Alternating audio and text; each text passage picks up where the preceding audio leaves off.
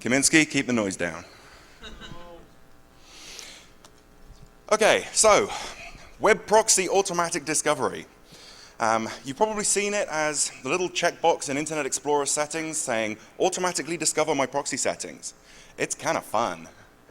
It does exactly what it says on the tin. It's used by web browsers to find proxies, duh. But it's been adopted by some other fun things, and there's some gaping holes in it that allow you to have all kinds of fun on corporate networks in particular. It was originally an IETF standards track protocol, but it was never ratified, so they proposed the protocol, they amended the protocol, they did all kinds of work on the protocol, and then they decided it was crap, so they abandoned it. Unfortunately, that didn't stop Microsoft from implementing it, which is why I'm here having some fun with it. So at the moment, it's expired, it's not a standard, it's just nothing. It's just an IETF spec. So what does it actually do? Well, most browsers nowadays have the ability to use an automatic configuration URL to detect your proxy settings. So you give the browser a URL, it goes to that URL, downloads a thing called a proxy.pack file, more correctly called a C file.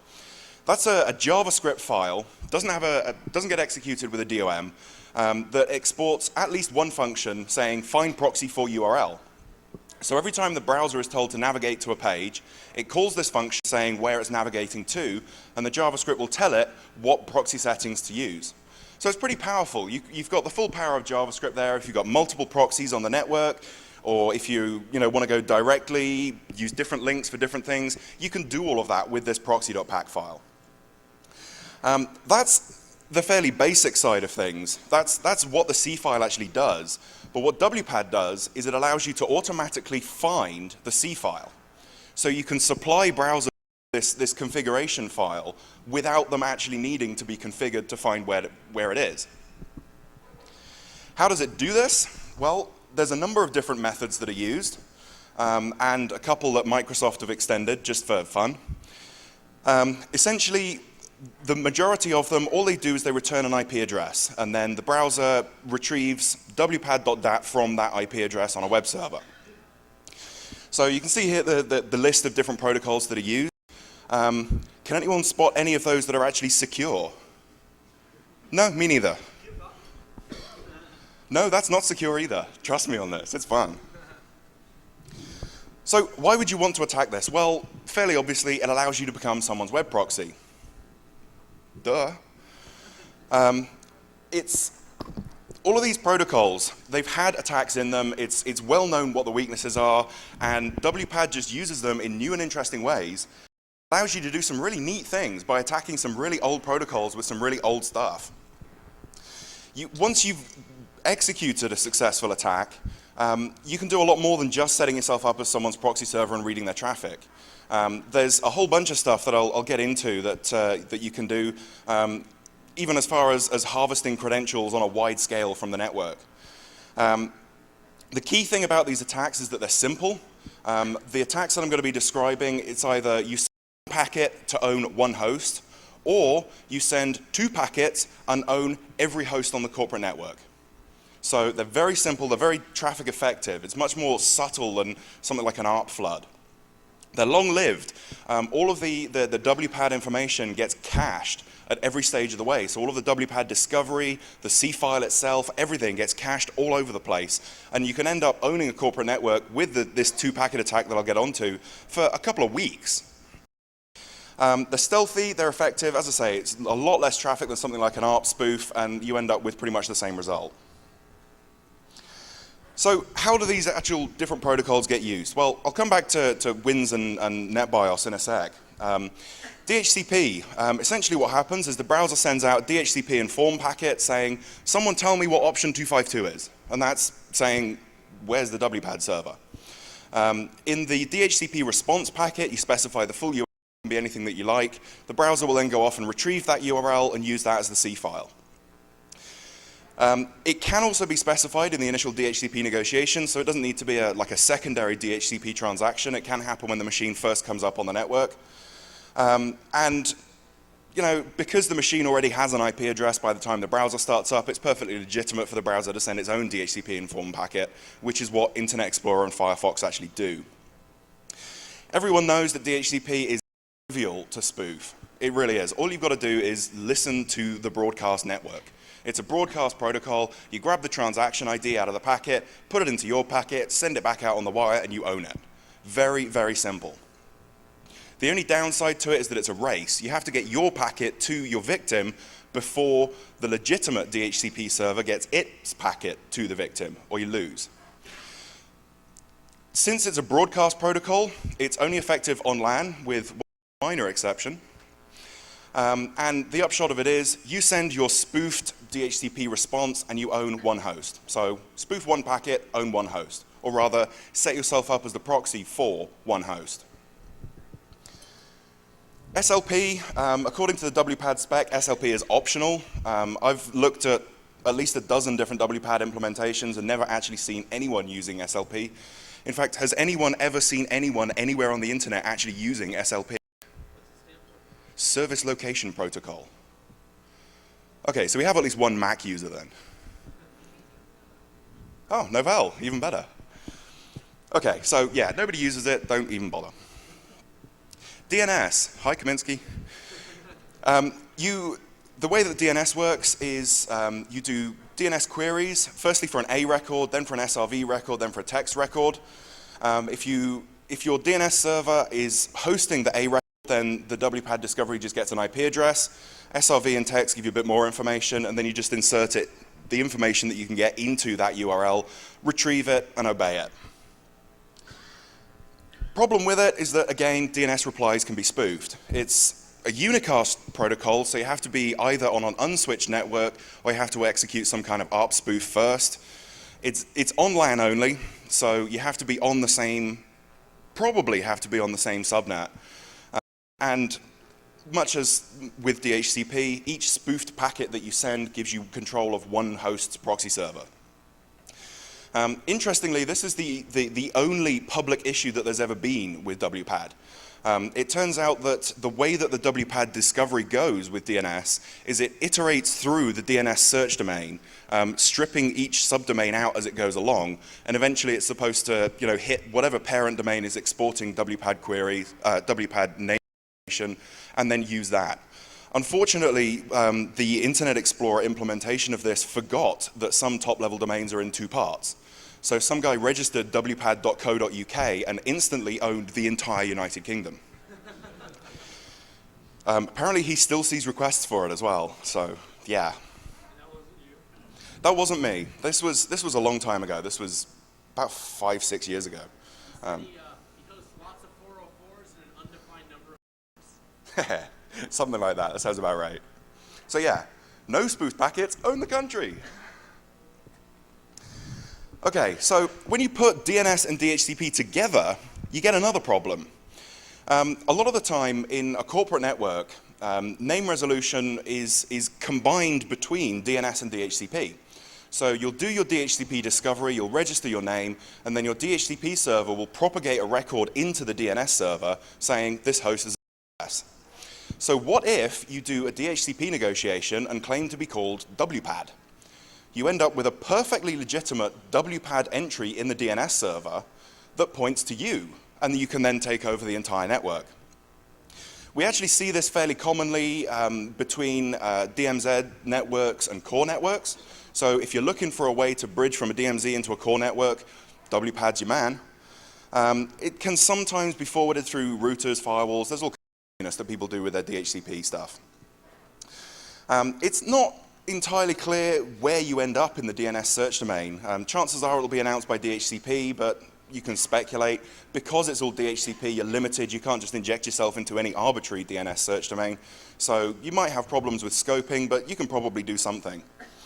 So the upshot of this particular attack is that you do two legitimate packets. You send two legitimate packets, perfectly normal DHCP negotiation, claiming that your host name is WPAD, and you own the corporate network. You get your DNS record inserted. Now, as it says at the bottom here, I didn't come up with this particular attack myself. Given that it involves DNS, any guesses? There we go. Mr. DNS himself. Okay, so that's the basic WPAD mechanisms. That's how the spec defines it working. Microsoft have added a couple of extensions to this. Now, given that it's not actually an official standard, they're not extending the standard. They're extending something that doesn't exist. So, there's no embrace and extend here. Obviously, it's only implemented by Internet Explorer and some other Microsoft goodies we'll get back to. WINS, it's a unicast protocol. You send a name lookup packet to the WINS server, and it gives you a response. It's essentially pretty much exactly the same as DNS. The difference is that anyone can update it. So I can plug into your network, send one packet for a DHCP request to find the WINS server, send a second packet to the WINS server, registering the WPAD names, and say, oh, I'd like those names for 2 weeks, please. And for the next 2 weeks, anyone that goes to WINS looking for WPAD resolution will then come to me for their proxy settings. So 2 packets, own the corporate network for 2 weeks. The important thing about this is that WINS is unicast, it's not broadcast. So it will be forwarded by routers. And generally what we've seen is that if you've got a big, complex Active Directory, big forest, lots of domains, lots of subdomains, you'll still generally have one WINS server, or at least multiple WINS servers running from the same record set. So you can be anywhere on the network. You can be in a branch office, you can be in a sub-network, you can be anywhere. And you register your one WINS name, and you own the entire network. So you can imagine, you can plug into any segment on the network, you send 2 packets, and you own the whole network. It's good fun. NetBIOS name service, again, this is IE specific, and it's essentially DNS over broadcast. So the only thing that DNS has going in its favor is that it's a unicast protocol and difficult to sniff and get the transaction ID out of. NetBIOS name service doesn't have that because it's broadcast. It's trivial to sniff and spoof, and again, it's back down to spoofing one packet, owning one host. Again, it has a lifetime. The NetBIOS records get cached. So again, you can say, I want to be your proxy server for the next month. You've got as much of a race as DHCP spoofing if the network is actually implementing WPAD. So if you're on a network that doesn't use WPAD, then there will be no other response to the name lookup, in which case you win the race, guaranteed. If they are using WPAD and they are depending on NetBIOS name lookup, then you've got the same race as you would with DHCP.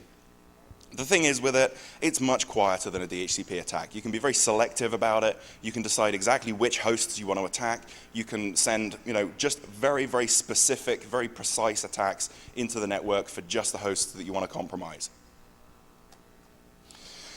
So basically, if I get on your LAN, if I can get on your broadcast domain, I own you. That's not really big news because there's been lots of attacks that do that. DHCP spoofing, ARP spoofing, 802.11 evil twins. It's nothing great. The only big advantage of WPAD attacking is that it's much quieter. On a corporate network, you've got serious problems. Your traffic will probably be hijacked if the corporate network has implemented either WINS or DHCP updating DNS, then I can own you. And this is relatively new because I can do it from anywhere on the network. It's equivalent to the VLAN trunking attacks that FX released a few years back, where he essentially just said to the Cisco infrastructure, I want to be on that VLAN. And it would route it all the way through the network and put him on it. This is essentially the same thing. You just say, I want to be your proxy server. And it goes, OK, here's my traffic. It's done. Simple version, home users, some cable modem networks do allow broadcast traffic. My cable modem back in the UK did. My cable modem here in the States doesn't. So your mileage may vary on that, but certainly if you can see broadcast traffic from peers on your network, you can own your cable modem segment as well. At Starbucks, surprise, you're vulnerable. And in the enterprise, you're newly vulnerable. This is a new, wider scale attack against the enterprise. So that's how you set yourself up as someone's proxy. So you can take advantage of all these protocol flaws and you can become someone's proxy server. So what? You can see their traffic. Well, big deal. However, when you think about how many sites nowadays, eBay, Amazon, PayPal, all of the various blog sites, that will authenticate you over SSL and then they'll switch to plain text just because they can't sustain that much continuous SSL traffic. So although you don't actually get to see their password, so you can't authenticate as that user, you can see their cookie, so you can masquerade as that user. So you still end up with the same end result, you just can't log on again if that person logs off. So you've still got a problem there. Some other things that you can do, you can hack the client, I'll get back to that. There's some really fun attacks against SSL, which I'll give you a demo of a little bit later, and then you can do some really fun stuff with credentials, courtesy of Internet Explorer. So, I'm the proxy. I can do whatever the hell I like to you at this point. You can browse to any page on the internet, and I can inject whatever I want into that page and give it back to you. Now, bearing in mind, this has all happened transparently.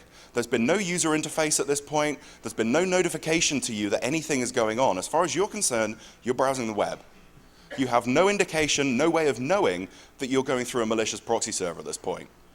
So, when you start surfing through me, I wait until I see Internet Explorer version something I have a 0-day in. And then I just inject my code into it, and I own you. Failing that, if I want to get low tech, if I don't want to go to the hassle of looking up the current batch of IE 0 days, sorry, Bree, then I can just add an executable or add an ActiveX. How many people would think twice about surfing to Microsoft.com and seeing an ActiveX in control? Exactly. The fact is, it's not Microsoft that's providing that ActiveX, it's me. So yeah, there's a lot of things that you can do, and again, because you have no way of knowing that there's something bad gone on, you're liable to be a bit more forgiving with the digital signatures.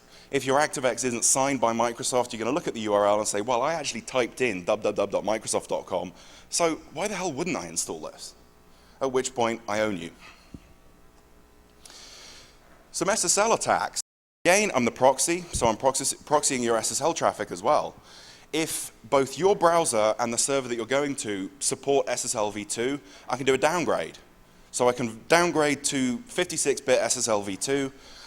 If I'm really determined, I can break that, chuck a couple hundred FPGAs at it and you can do it in a reasonable time. Fortunately, IE7 disables SSL v2 by default. Go Microsoft. Even lower tech than that, if I can FPGAs, I can just avoid using SSL completely. So anytime you request a page, I can just rewrite the URLs that say HTTPS and just remove the S. How many people would notice? Would you notice that the address bar on your browser hasn't actually changed color? Even better than that, some sites do actually require you to authenticate over SSL. They won't let you authenticate over plain text. So I'd have to put some kind of token in there saying this was originally an URL, and then when that comes back through to me, rewrite it and send it out over SSL. As far as the site's concerned, it doesn't care whether the SSL is coming from me, the proxy, or you, the browser, as long as it's getting SSL. So, all of that stuff, it's pretty easy to work around. The attack that is my own personal favorite is SSL spoofing, which requires somewhat naive users, but I implemented it anyway. So the way that it works, my malicious proxy that I'll give you a demo of in a few minutes, when you send a connect request to HackProxy, what HackProxy does is it will connect to secure.paypal.com or whatever. It'll retrieve a copy of the PayPal certificate. It'll then generate a new public-private key pair and re-sign the certificate and then present that certificate to the client. It's actually quite easy to do. It's about 10 lines of OpenSSL code. So the end result is that all of the attributes in the certificate are perfectly valid. The canonical name, the expiration date, everything is perfectly valid. The only thing that's wrong with it is that PayPal have now signed their own certificate. So unless you actually understand the significance of that, unless you understand PKI and you understand that these things have to be signed by a root CA, chances are you're just going to accept it. Most people would look at it and say, oh, yeah, Amazon.com signing their own certificate. Yeah, I trust Amazon. I'll accept that. At which point, I own you. It's not a huge leap. You can see that that would be a successful attack in a lot of circumstances, a lot of people. Now, the way that the two main browsers handle this is actually quite an interesting comparison. In Firefox, when you get confronted with one of these certificates, it's very easy to pull up the details of the certificate. It's very easy to view it and look at it and decide for yourself whether or not you trust it. It's also easy to say, yes, I'll permanently cache this certificate. So, of course, HackProxy will just cache any certificates that it generates. So if you do choose to accept the certificate permanently, then I've owned you. In IE7 handles things much differently. It's very difficult to take a look at the certificate. It's a lot of clicks that you need in order to actually view the certificate at all. In order to get anything more intelligible than it's broken, you need to click on a lot of things and navigate a lot of dialogues and all the rest of it. But at the same time, it's also very difficult to accept it. So it's a lot of clicks required. It's harder on both fronts. So in general terms, what this ends up with is that if you understand PKI, use Firefox. If you're a noob, use IE. Nothing new there. So I mentioned credential harvesting earlier. A couple of ways that you can do this if I'm your proxy server. First thing I can do, and most obvious thing I can do, is just send you a basic auth request. It's really easy. Your browser will pop up a dialog saying, please enter your username and password. Okay, so Microsoft.com's trying to authenticate me. What the heck? You might get a bit suspicious about it, but it's universally accepted. All browsers support basic auth. And me as the proxy, I get your credentials back in plain text. Now, Internet Explorer, on the other hand, has a fun little feature, NTLM. What it will do is it will decide whether or not you are on the same network as the server that you're accessing. And if you are, it will transparently authenticate on your behalf. So it will just automatically send your credentials out to the site. Now, it is kind of limited. It won't do this for everyone. Microsoft learned that lesson a long time ago. It won't just send your credentials to any arbitrary site. However, it will always authenticate to its proxy server. Because as far as IE is concerned, it's my proxy server. It can own me anyway. Why wouldn't I authenticate to it? So you can do NTLM Challenge-Response completely silently. No user interface, no chance to defend against yourself. And at least in IE, it's pretty much guaranteed to work. The downside of it is hashed credentials instead of plain text credentials. Now, there is some fun that you can have with that as well that I'll get back to in a sec. In the meantime, I just want to show you WPAD, my WPAD tool and hack proxy. So in fact, let me stay here.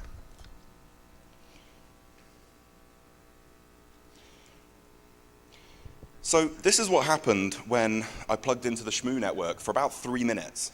On the top at the moment, you can see the WPAD attack tool, and you can see there's a few different DHCP queries coming in. You can see it getting somewhat confused by a broadcast query. But you can see there's some different IP addresses in, and then you can see at least one person actually requested the C file.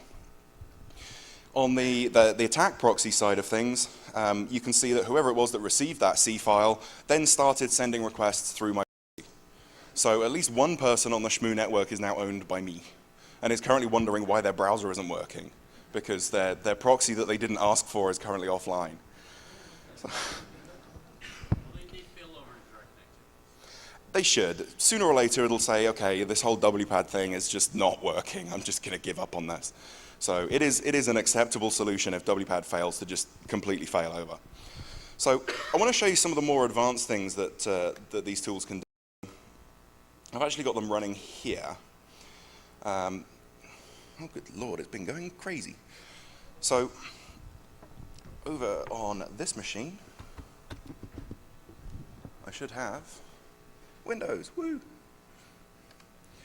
So I have Google. Yay.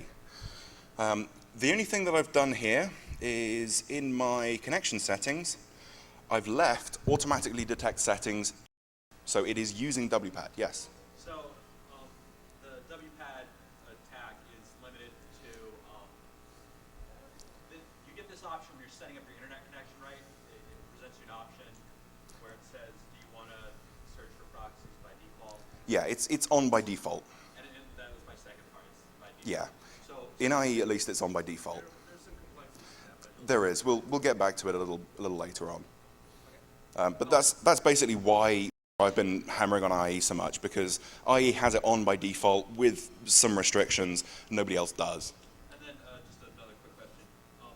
So you hit the WPAD, the proxy.pack, whatever, every time you make a website request? No, the way that it's supposed to happen is the browser will request the proxy.pack file each time it does WPAD discovery.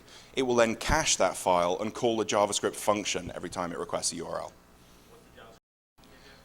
what proxy to use for that URL. For every request, it will call that JavaScript function, yes. Yeah. Okay, so IE is doing WPAD, and I've then got Firefox here as well. And in the case of Firefox, I've actually had to tell it to auto-detect proxy settings. So Firefox doesn't do WPAD by default, but it does support it. So as you can see, I can get online. So what I'm going to do is just show you some of the other stuff that Hack Proxy. I didn't do that. So some of the other stuff that Hack Proxy can do, instead of just acting as a perfectly normal proxy, which is what it was doing, what I'm going to do now is I'm going to say,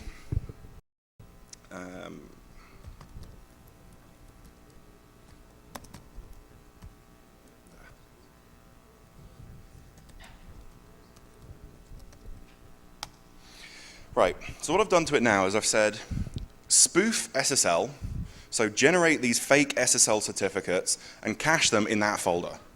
So in theory, if I come back here now,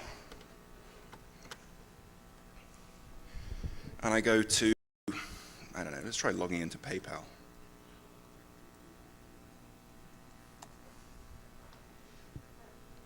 Now I know you can't see it, but on this machine the proxy is currently going apeshit. And you can see I've got my certificate dialog.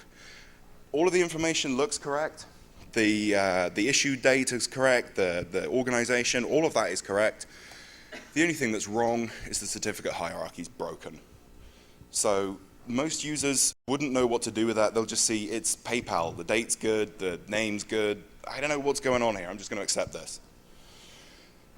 And if you do accept it, let's accept that permanently just for the hell of it. Again, the proxy's going crazy, but you can't see that. Oh, PayPalObjects.com, same problem. Ah, double click. No, don't like double click. Won't accept that one. Damn it. Oh, okay, I'll accept it, whatever.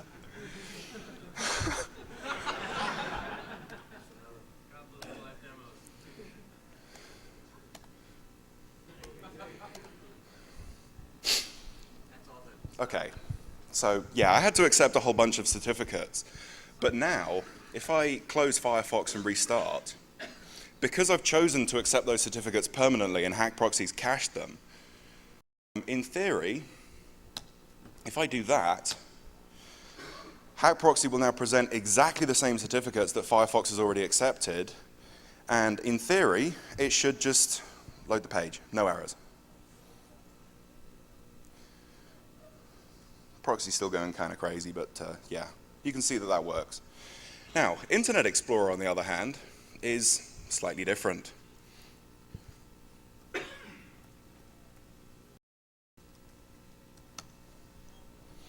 Oh, I'm about to use SSL. Warning, warning.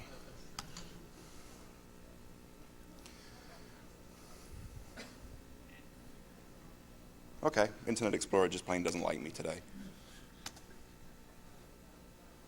Okay, whatever, Internet Explorer's not going to play the game today. But suffice it to say that it throws up all kinds of dialogues, and you have to click a million times just to accept one certificate.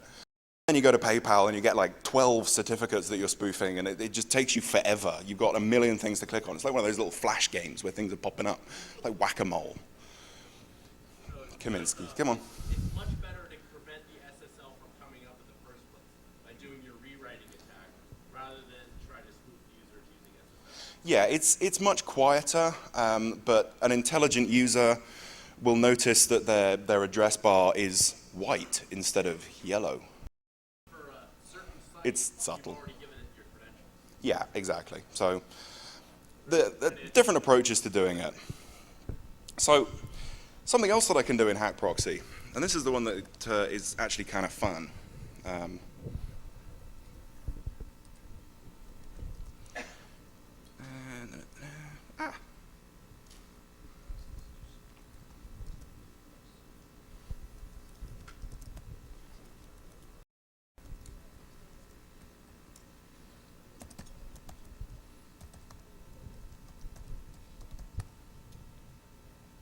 Okay, so let me just switch back here so I can show you what I'm talking about.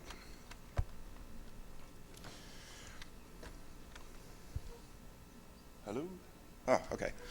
So what I've got here is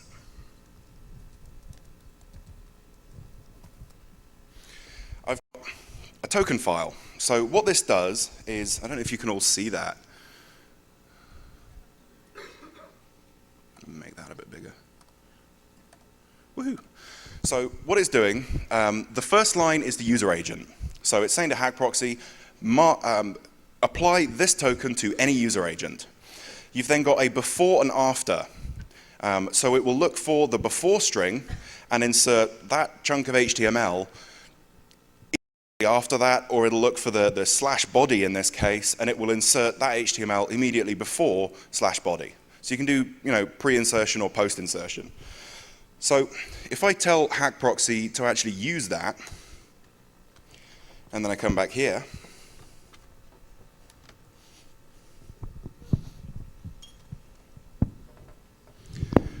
it does some pretty interesting things to the eBay homepage.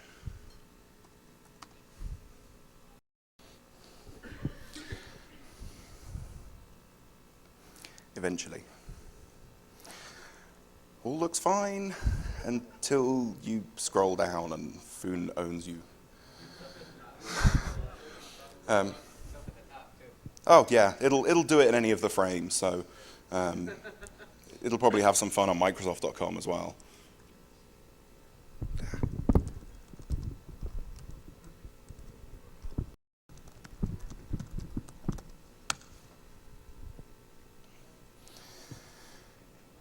And again, because I've got the SSL spoofing active, it'll be doing exactly the same thing over SSL websites as well, but with the associated dialog errors.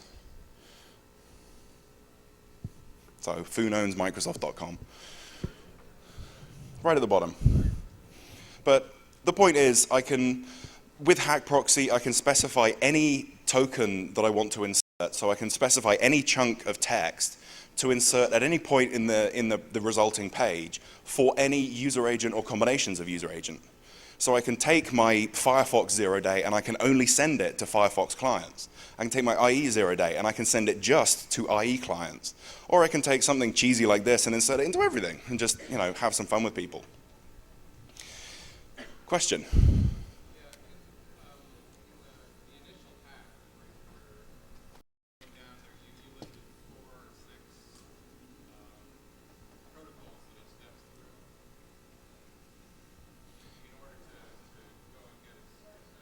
Yep.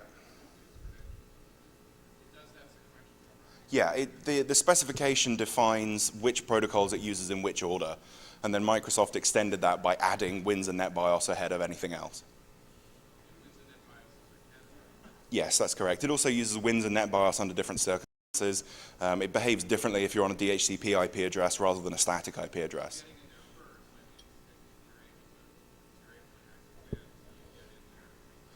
Yeah, absolutely. My WPAD attack tool, it just attacks everything. It'll even do DNS spoofing if you can be bothered to combine it with an ARP spoof. So it's pretty easy. Okay, so that kind of proves the concept. One thing I didn't show you was the NTLM Challenge-Response. Now, as I mentioned, Internet Explorer is happy to automatically authenticate to its proxy server. I think we've lost oh no, here we go. Completely transparent, no user interface, no clicks required, nothing. And the proxy can negotiate NTLMv1. Fortunately, NTLMv1 is globally disabled in Vista and is disabled in IE7 on any platform. So they've done good on that. But certainly IE6 will quite happily negotiate NTLM. So the proxy will send a challenge, the client encrypts the challenge with its response and sends it back. Now, the joy of this is that because the server is choosing the client, unlike NTLMv2 where both sides choose a challenge, the server can use the same challenge every time. And then because you're using the same challenge every time, the only variance is the password. And because the only thing that's changing is the password, you can generate rainbow tables for it. So you can take this challenge response mechanism and you can just do a pre-computation attack against it. Is there anyone here from freerainbowtables.com? Stand up. Everyone, remember this face. Feed it beer at every opportunity. And then when you get home, like, you know, send it some money via PayPal and give it some CPU time. Basically what these guys are doing is it's distributed rainbow table generation. Think SETI at home for rainbow tables. It's fabulous.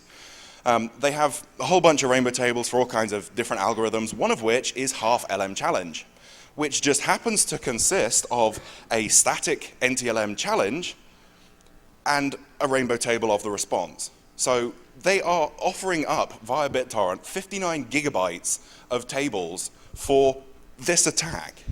It's great. And then you don't even need to bother patching your client. You don't even need to bother patching rcrack. You can just cut and paste the hashes into Cain enable. Cain enable, it's designed for NetBIOS authentication, but it's still NTLMv1, so it still works perfectly. So precisely, zero effort involved.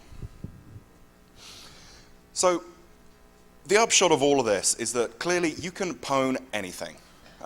Between the code execution and exploiting 0 days and inserting crap into web pages and getting credentials and all of this good stuff, the chances are you can pwn anything. In some circumstances, it might be difficult. If you've got a particularly intelligent user using a very up-to-date browser who understands PKI and all the rest of it, you probably can't get into them. But you know, how often does that happen? You might have some hashes to crack, so you know, download the rainbow table, sit on the torrent for a couple of weeks. It is much more efficient than phishing or farming, largely because you can be very, very precise, and instead of the PayPal website, you are the PayPal website. So even if you allow the original authentication to go through over SSL, you can just represent the login page and say, sorry, your authentication failed. Can you put your password in again, please? Who would notice that the second copy of the form wasn't presented over SSL? You can do it. You're the proxy. So you can take lasting control of browsers. WPAD.dat gets cached for quite some time. According to the spec, it should be WPAD negotiation should take place every time the browser starts. Firefox does, Internet Explorer doesn't. If you're on LAN or somewhere on the corporate network, chances are you can pwn the whole corporate network, and once you've taken control of WPAD, you can do all kinds of stuff. There's lots and lots of avenues for attack. It's not browser specific. Crypto API goes online periodically to update certificate revocation lists and root CAs. And it does a WPAD discovery before it does. So if I just switch here to Whether it's set in the browser or not? no, not at all. The setting in the browser controls your particular user settings. If you log on, even as a different user, you'll redo WPAD.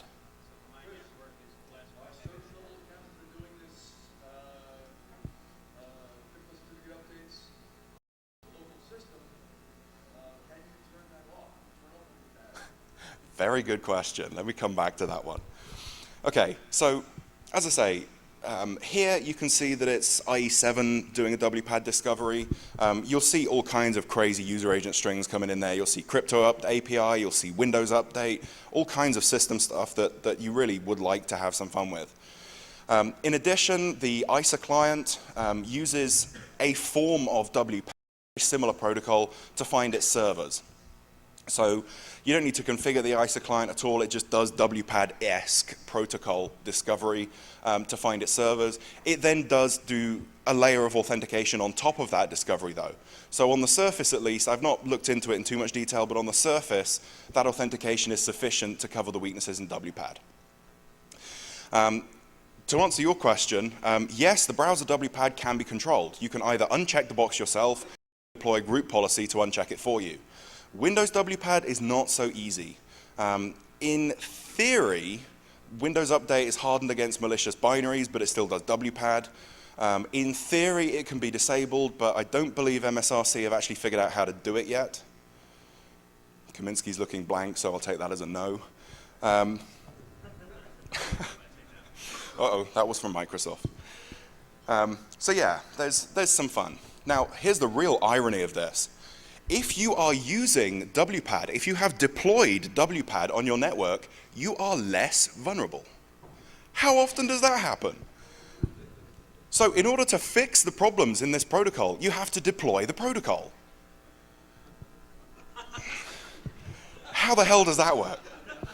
So, I mean, chances are you probably don't want to deploy WPAD. You don't actually want to use it. Actually deploying it and using it is the simplest way, but you can fake it.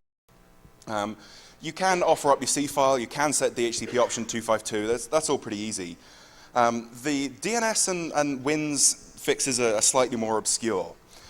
So what we worked out with Microsoft is that certainly in the client, group policy, uncheck the box for all users and the client side is pretty much fixed. However, the browser side is pretty much fixed, yes, that's correct. However, I don't know of any sysadmin keen on deploying like enterprise-wide group policies at a moment's notice. So kind of touchy subject there. So a better fix is server-side. The fundamental problem on the server side is that name resolution should be trustable for WPAD to work. Name resolution is not trustable, therefore WPAD is broken. So what we need to do is find some way to hack it. You can't just register fake addresses. You can't just go to your DNS server and say, yeah, WPAD lives at 1234. There's all kinds of stuff in all kinds of places that will just break. It will believe you when you say there's a proxy server at that address, and when it can't find the proxy server at that address, it'll crap itself and fall over. So what do? Well, in MSDNS, you register a name without an address. It's pretty easy. You just register the existence of a WPAD text record. Obviously, in every DNS search domain, it blocks the A record from being created, and the clients just won't understand. It's a text record that is meaningless. So in this case, you're deliberately forcing WPAD to fail. If you're using something other than MSDNS, if you're using bind or something else, chances are a similar fix can be deployed. WINS, on the other hand, is significantly more convoluted. I won't go into the details of this. I see someone taking a picture. He's obviously using WPAD. The WINS fix is horrible. It's a nasty, nasty hack, but it works. The slides will be up on the IOActive website. If you use it, don't worry about the quality of your digital photos. Go to the IO website and you can view this. There's also going to be a knowledge base article. Yes, there is a knowledge base article. I don't know whether or not they're putting out an advisory. That's all kind of up in the air. We're not sure about that at the moment. But certainly there is a KB article about it, which I'll link from the slides on the IO website. So little side notes about IE.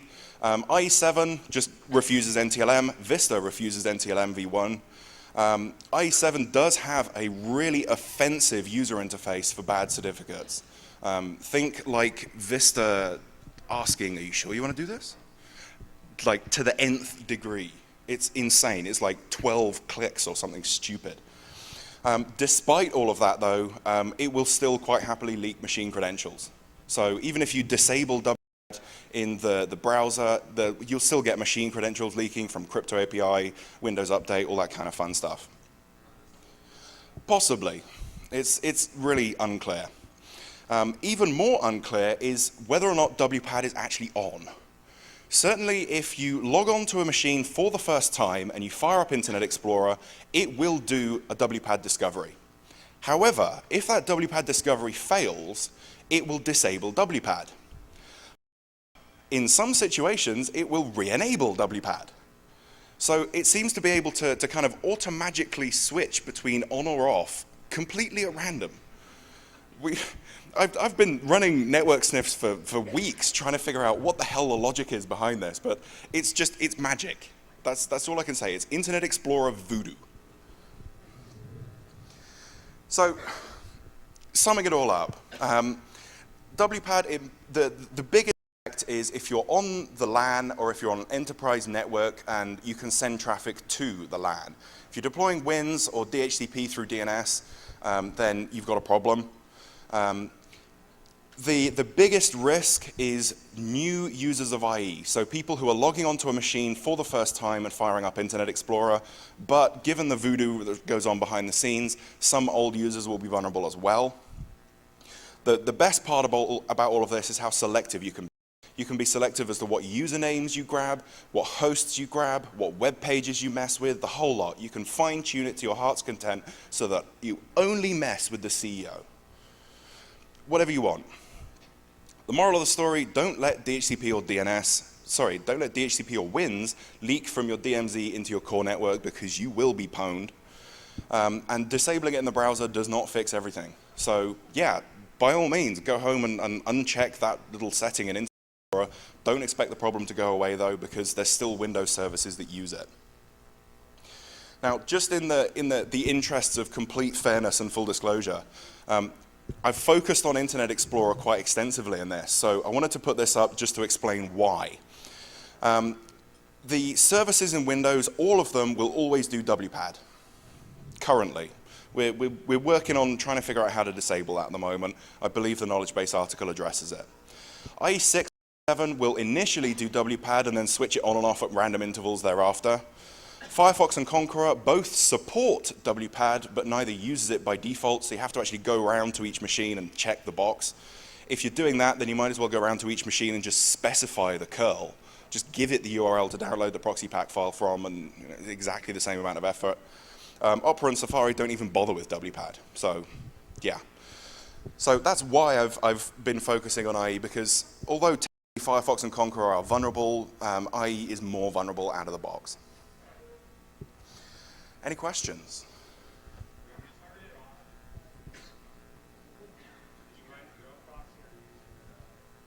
I wrote my own. And during writing it, I realized I didn't know anywhere near as much about HTTP as I thought. I doubt very much if I'll release Hack Proxy. I might release the WPAD tool. Once the knowledge base article's out and things have kind of calmed down a little bit, I will probably post the WPAD tool just so that you can get an idea of how many users are vulnerable. Hack Proxy is never going to be released. It's pure attack.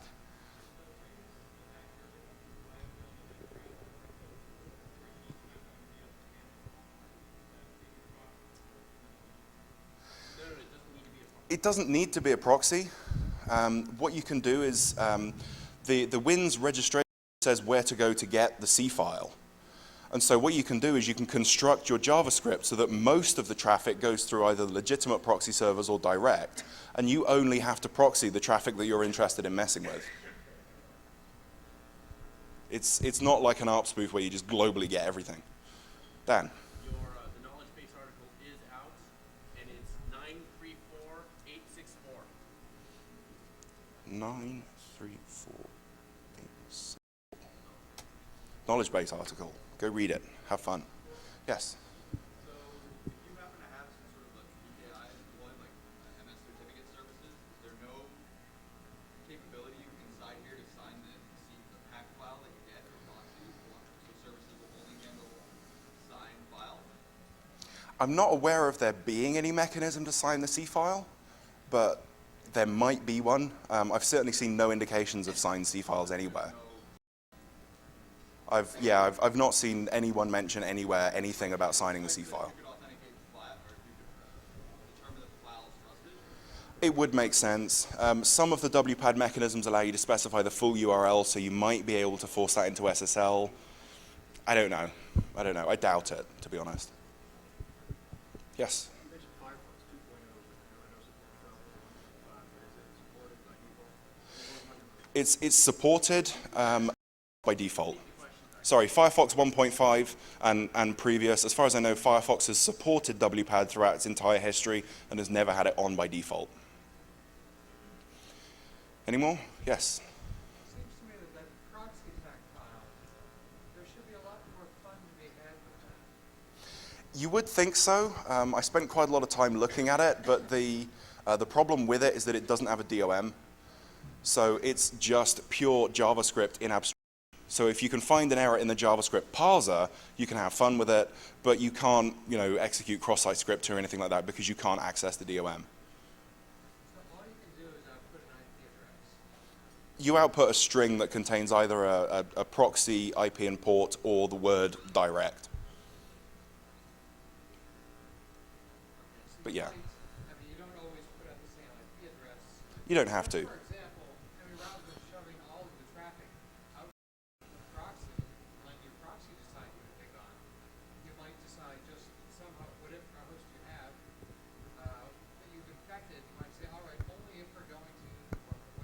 Yeah, absolutely. You can say, I only want to see traffic that you're sending to PayPal.com. Right, that way you don't have this big flow going. Yeah, absolutely. That's the beauty of it. You can be as selective as you want to be. Any more? Excellent. Beer time then. Thank you.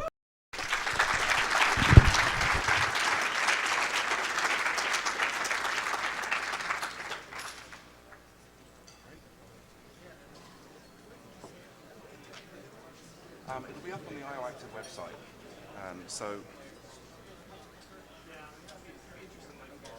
It'll be up in the next. Send me a mail if it's not up in the next day or two, but it should be there. You mentioned that part of the ISA client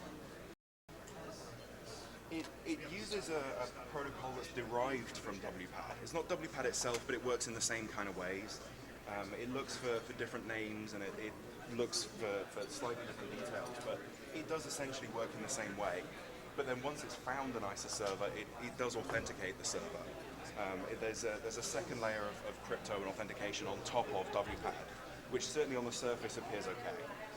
So yeah, ISA client certainly use a variant of WPAD, but it appears to be okay so far. But I haven't taken the time to actually deploy an ISA server in a VMware environment yet. So once you have a proxy pack, is there a way to validate that and force it to fire again? Just time. Maybe return an invalid response. If the JavaScript appears to fail or points at what seems like a dead proxy, is maybe Possible.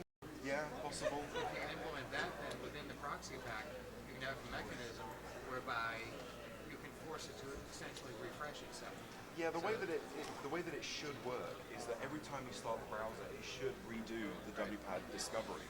So it should refresh that proxy pack file every time. Right, because you said in IE IE that was cached. Yeah, IE is a bit more selective about it. It'll certainly, every time it renegotiates its IP address if it's DHCP, it'll renew the WPAD info and re-grab the C file.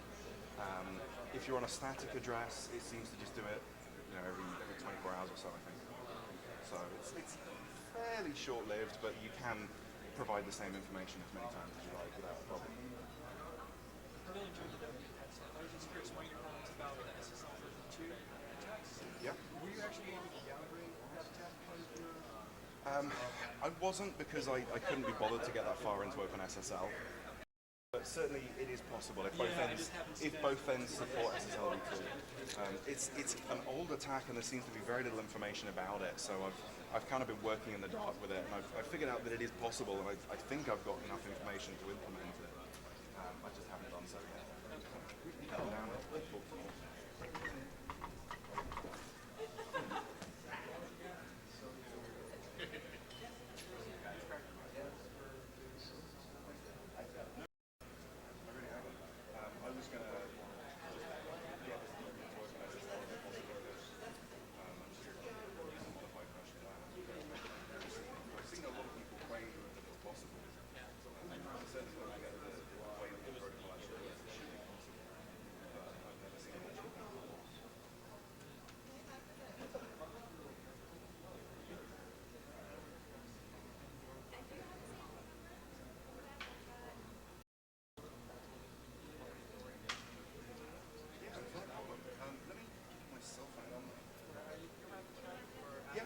I'm around tonight and I'll be here tomorrow.